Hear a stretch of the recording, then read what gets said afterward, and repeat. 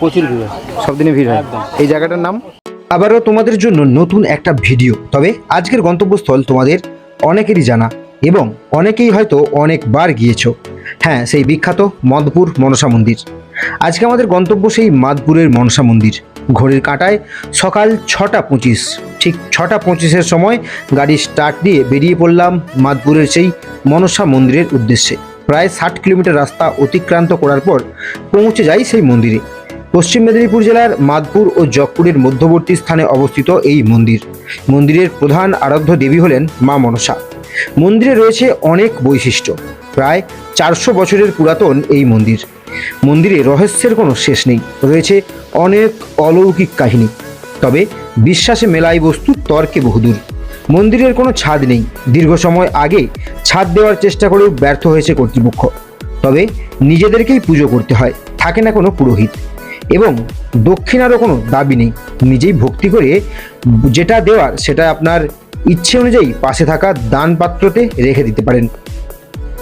রাজ্য তথা দেশের বিভিন্ন প্রান্ত থেকেই বহু মানুষ ছুটে আসেন নিজেদের মনের কামনা বাসনা নিয়ে, এবং পূরণ হলে আবার পুজো দিয়ে যান। প্রতি বছর চৈত্র মাসের 3য় মঙ্গলবার একটি বিরাট বাৎসরিক মেলা বসে, যা পশ্চিমবঙ্গের অন্যতম বৃহত্তম মনসা মেলা নামে পরিচিত।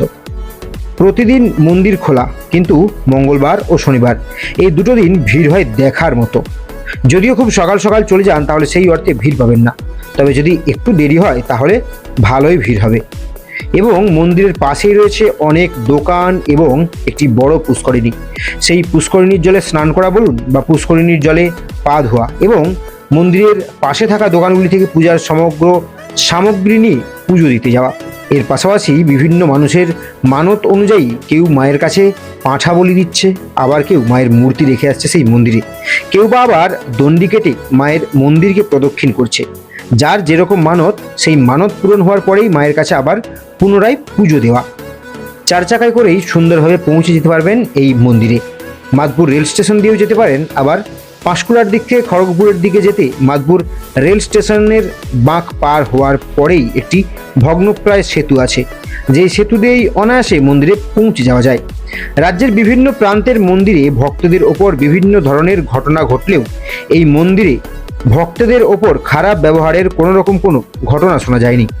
আজ শনিবারের সকাল সকাল পৌঁছে গিয়ে খুব কম সময়ের মধ্যেই আমাদের পুজো দেওয়া সম্পন্ন হয়, আর তারপরেই বাড়ি ফেরত আসি।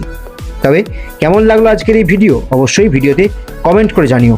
আর যারা নতুন তারা অবশ্যই আমার এই পেজটিকে ফলো করে নাও। বছরে সারা বছরই পূজা হয়। মেলাটা কোন সময় হয়?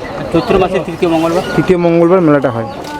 আচ্ছা আচ্ছা, আর কেমন ভিড় হয়? প্রচুর প্রচুর আর এই যে ধরো এখন প্রত্যেকটা যে শনি মঙ্গলবার আছে, এই শনি মঙ্গলবার কেমন ভিড় হয়? প্রচুর ভিড় হয়, সব দিনে ভিড় হয়। একদম। এই জায়গাটার নাম? মহিষা গোটগড়িয়া। আচ্ছা, এটা কোন ব্লকে পড়ছে? ব্লকের নাম, থানার নাম? 3 নম্বর অঞ্চল, ব্লক। থানা কি থানা? খড়গপুর 2 নম্বর। খড়গপুর থানা।